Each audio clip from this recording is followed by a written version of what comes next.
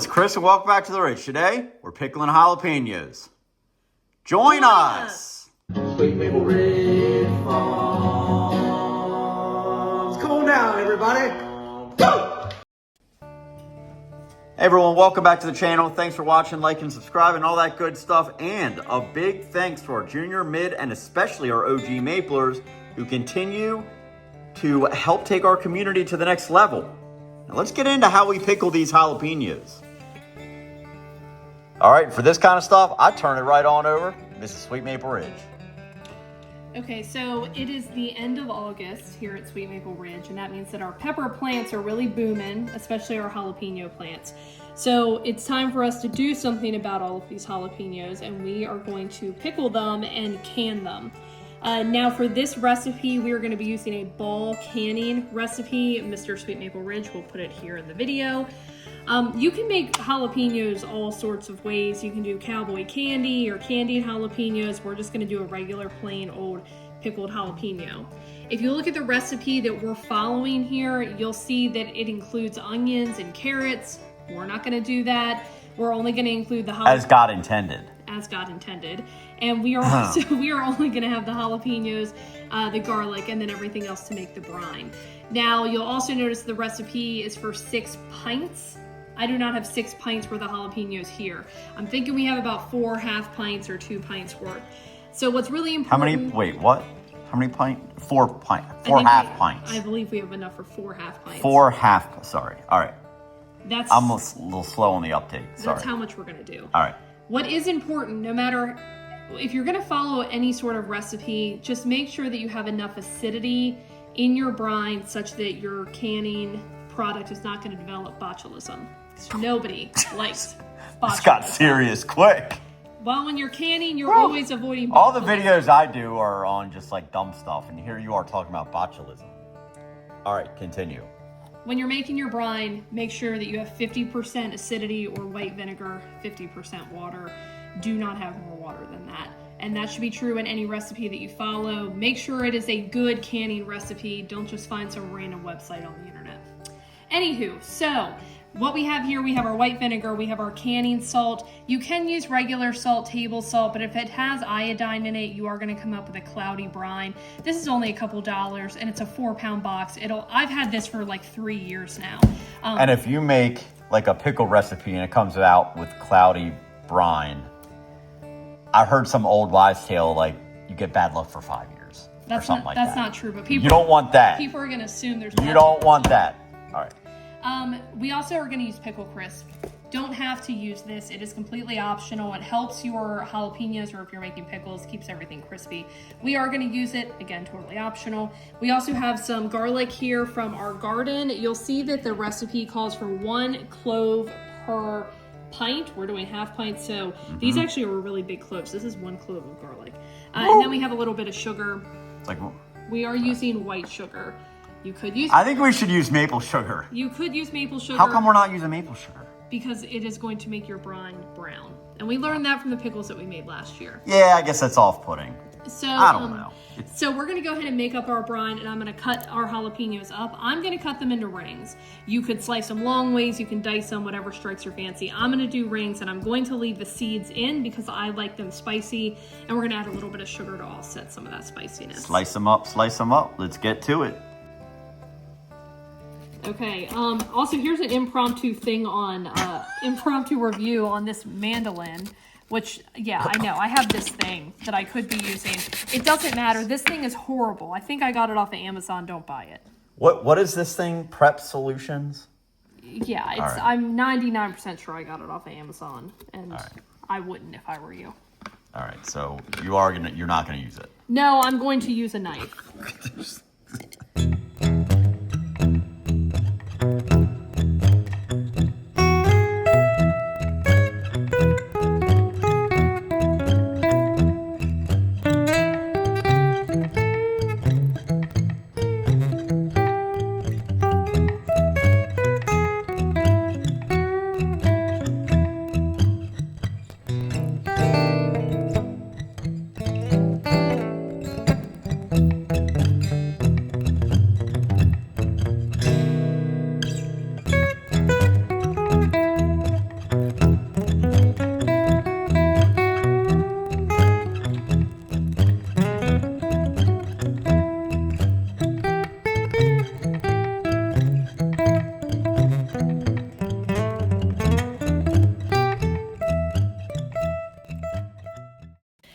Okay, so here we have our pint jars. I've just had them in our water bath here going just while I've been getting everything ready.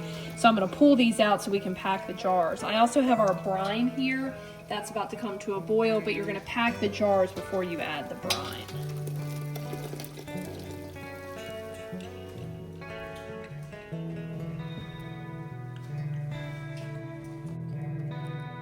It goes without saying, but be careful during this step. If you have like a cold breeze come through there, these jars are really hot. And I don't think they're gonna burst, but they will crack and they will make a heck of a mess, I think. Yes. So you always really wanna be careful when you can. But as long as you follow these basic steps, it's gonna be just fine. Canning is not scary. Go ahead. Okay, so we have our jars that have been simmering. I've also washed our lids and our rings. So next we're just gonna pack the jar. So I'm putting again that, this is a quarter of a clove, but like a half a clove of garlic. And you can see I've smashed it a little bit. I haven't diced it or anything, but I did smash it with a knife. So now we're just gonna take our sliced up jalapenos and we're gonna pack these in. Sorry guys, if you hear me chewing, I'm just eating an ice cream cone while this is occurring. Don't mind me. That's how he's most helpful. Okay. Hey, if I'm not making gardening videos or like some tobacco thing, maybe a video about a gate, or, I gotta do my thing. I think we might have been dead on with the estimate for how many jars we were gonna need. You do want to pack these in here. I'm just messily, I don't think that's a word.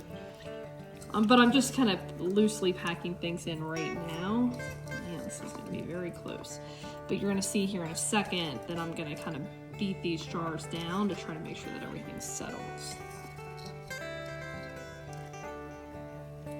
Okay, so I have all of the jalapenos loosely put in here, but I am going to just kind of beat down to get these to settle. And I'm going to do that with all the jars. It's like you're just tapping it in. Tapping it in. And in fact, I Just wish give them a little tappy. if I had more jalapenos, I would add them. Tap, tap, tapper. But I don't. Tap, tap, tapper.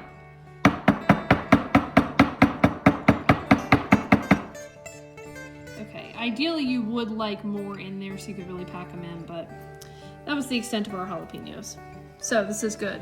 So I'm gonna go grab the brine and we're gonna pour that in. But before that, we're gonna add a little bit of pickle crisp to each one of these. Stop looking at me, Juan. I couldn't resist. All right, a little word of advice. Do not eat the pickle crisp.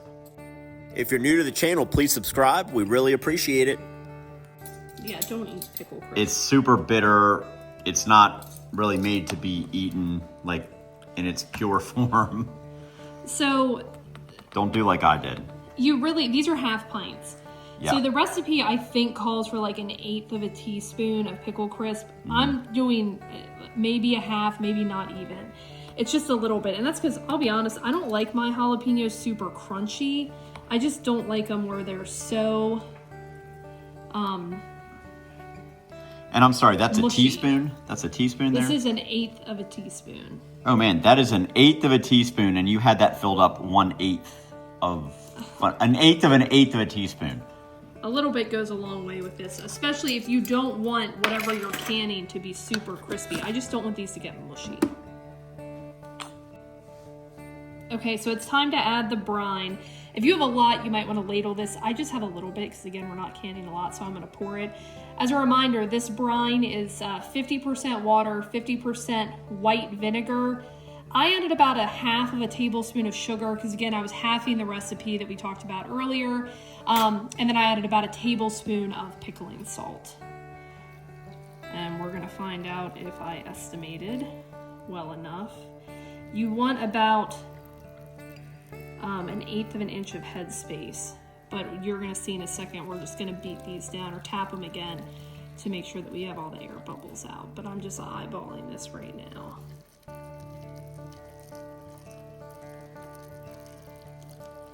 And once again, we did a pretty good job at at estimating our brine. Wow.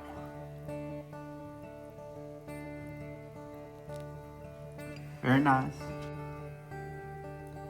Okay, I think I said 1/8 of an inch of headspace. It should be 1/2 inch of headspace. But what you want to do is you just can tap these, and you'll start to see they are, they're hot, so be careful. But you'll start to see bubbles, air bubbles coming up. There also are there are tools like this that you can use. Let me get that in there. That you can kind of poke around in here. You could use a butter knife. But the idea is that we just want to help to bring any air bubbles to the surface. This tool is neat because you can actually use this to measure your headspace. I just got this off of Amazon. It also has a little handy dandy, very zoomed in, a magnet that you can use to pick up your lids and stick them onto your jars. Why couldn't you just pick your lids up, like with your phalanges? You can, but you really should be careful because you should have washed them. And I don't know if I mentioned that or not, but you do need to just wash your lids and rings with hot soapy water. I think back in the day they used to say that you should boil them like when you're doing your jars, but I believe that Ball, who makes them, has come out and said that that is not necessary. All right, so once we've gotten all the air bubbles out, the next thing you want to do, and this is really important, just take a wet rag, or I just have a wet paper towel here, and just wipe the edges. And this is going to make sure that, like this, you won't get a proper seal if you have seeds or liquid or other funk on the rims of your jars. Wipe me down. Okay, so next we're just going to take our washed lid. When you tighten your lids, your rings, just hand tighten them. Don't cinch down on them. You need air to be able to escape as they're processing. Okay, so what I'm gonna do is now I'm gonna move these to our water bath. A pint should process for about 10 minutes. So I'm gonna process these for about 5 minutes. If you were at a high altitude, you should look up what the processing time is because it can vary by altitude.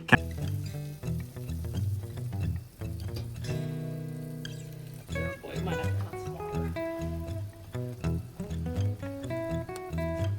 Here's another pro tip.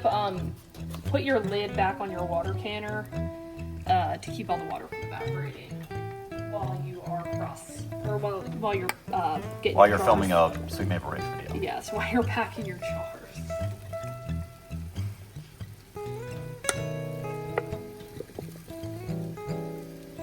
Yeah, so I'm gonna have to add a little bit of water. You really want about at least an inch of water covering the tops of your jars, and there's not quite that much there.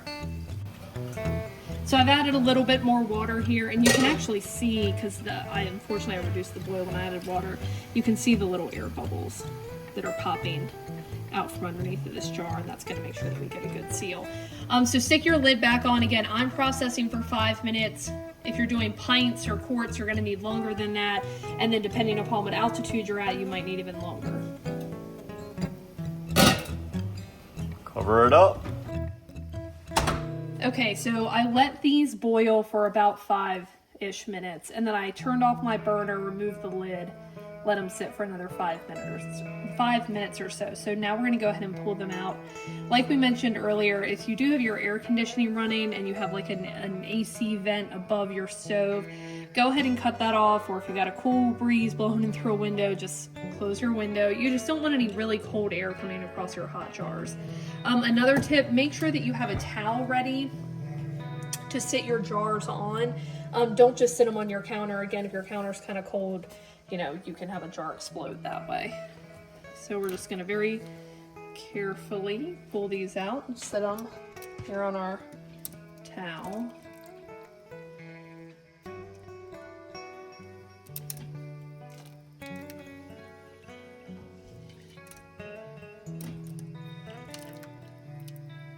Ooh, I really didn't have enough jalapenos in it. The other thing that I like to do too, yeah, see, again, if they would have been packed better, we wouldn't have had all of that gap. But Hey, that's all right. yeah, the other thing that I like to do too is I'll just take another towel and just throw them over the top Oh I don't know man, if one you just heard popped. that. If you heard that, that was the sound of one of these jars sealing, just sucking in. Every jar is going to do that. I like to put the towel over them just in case a jar were to crack. If there's a temperature issue, this just makes sure that any explosions, nothing's going to explode. It really doesn't even explode. The jar just fails Yeah. it just hairline cracks, and that's all it does. It doesn't explode. I guess it could, but it doesn't. You just have to be really careful. Don't be scared to do this. Anybody can do it. But I'm going to check them in the morning and make sure that all of them are sealed. If they're not sealed, and you'll know if they're that noise. Well, now I just pushed it down, so it's going to seal. You really don't want to do that. If it still flexes, that's how you're going to know that your jar is not sealed. But these should all suck it. I'm not worried about it. But I will check on them again in the morning. And then we'll put these away in the cupboard because we're good to go. And now we will have jalapenos all throughout the winter and into next spring. So anyway, guys, that's it. That's the video.